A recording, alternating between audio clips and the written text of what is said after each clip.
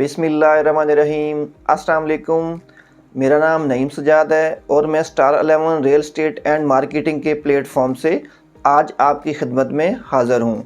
मोहतरम नाजरीन, हम आपके लिए इस्लामाबाद एंड रावलपिंडी के डिफरेंट हाउसिंग प्रोजेक्ट्स के रिगार्डिंग वीडियोस बनाकर आपके साथ शेयर करते रहते हैं। तो आज का हमारा टॉपिक है sector F14 and sector F15, federal government employees housing authority. हमें दोस्तों की तरफ से कॉल्स भी मौसूल होती रहती हैं, उनके कुछ मुख्तलिफ़ सवालात होते हैं, तो मैंने कहा इस पे वीडियो बनाकर आप दोस्तों के साथ शेयर कर लेते हैं। सबसे पहले हम बात करेंगे इसकी लोकेशन की, sector F14 and sector F15। तो ये गवर्नमेंट का अदारा है FGEHA, उनके अंडर ये सेक्टर्स बनाए गए हैं।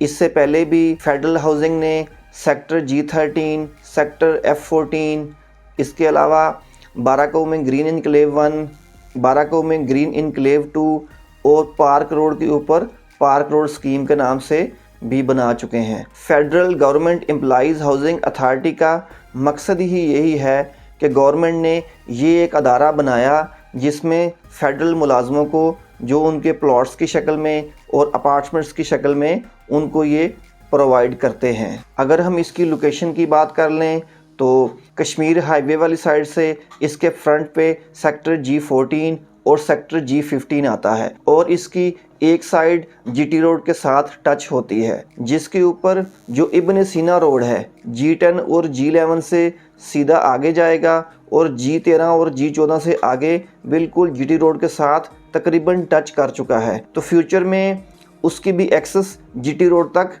टच कर जाएगी।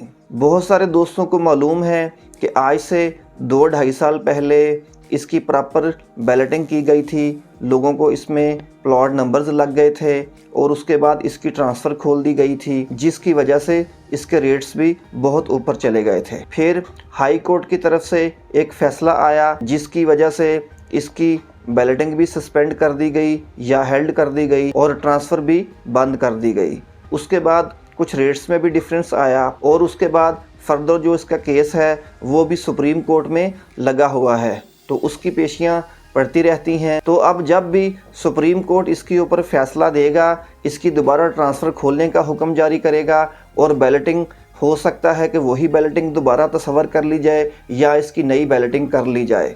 तो दोस्तों, हम होपफुल हैं कि जिन भी दोस्तों के हमारे गवर्नमेंट मुलाजमीन के इसमें प्लॉट्स मौजूद हैं तो उनके लिए इसमें खैर हो, चीज़ें सारी बेहतरी की तरफ जाएं। कुछ दोस्तों के इसमें ऐसे प्लॉट्स भी हैं जो बैलेटिंग में नहीं आए, तो उनकी जो भी फाइल्स हैं वो नॉन बैलेटेड हैं। और इसमें जो साइज़ हैं 10 मरला, 14 मरला और कनाल के प्लॉट मौजूद हैं। तो दोस्तों के सवालात होते हैं कि हमारा तो बैलेटिंग में नाम नहीं आया, हमारा लिस्ट में नाम मौजूद है लेकिन हमें प्लॉट नंबर नहीं लगा, हमें प्लॉट कहाँ पे अलॉट किया जाएगा। तो दोस्तों, जो एक्सेस मेंबरशिप्स हैं sector F14 and sector F15, इसके अलावा जो हाउसिंग की स्कीम ठलियाँ में अनाउंस की गई थी वहाँ पर भी दोस्तों को मेंबरशिप्स मिली हुई हैं। तो हो सकता है फ्यूचर में जो एक्सेस मेंबरशिप्स हैं सेक्टर F14 की, सेक्टर F15 की और जो ठलियाँ की मेंबरशिप्स हैं वो हो सकता है कि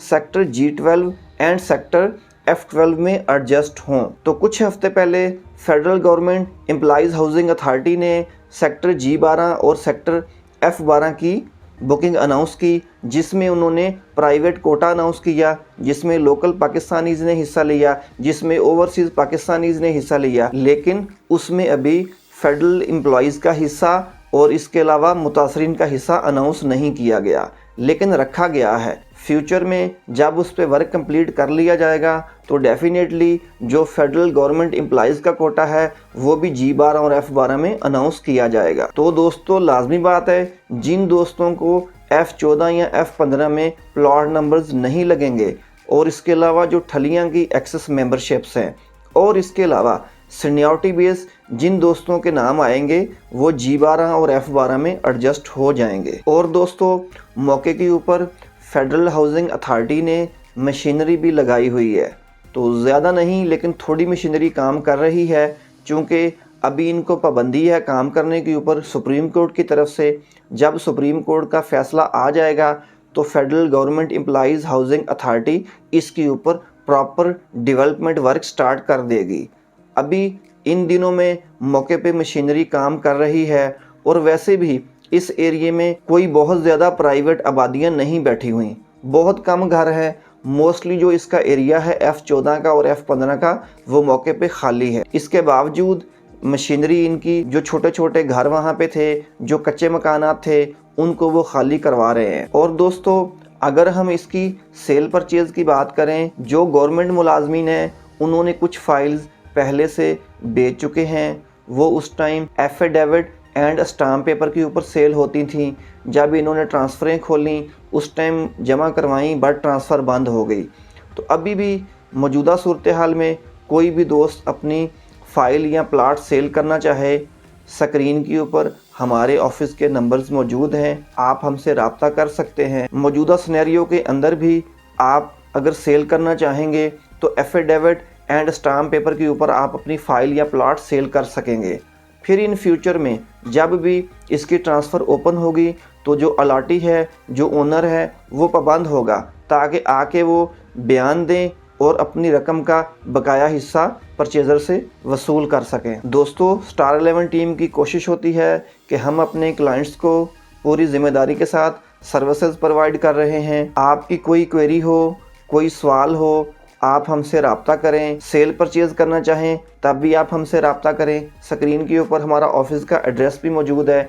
आप ऑफिस का विज़िट करना चाहें, G11 मरकज़ इस्लामाबाद के अंदर हमारा ऑफिस मौजूद है। वेलकम, आप विज़िट करें। बहुत शुक्रिया। अल्लाह हाफिज़।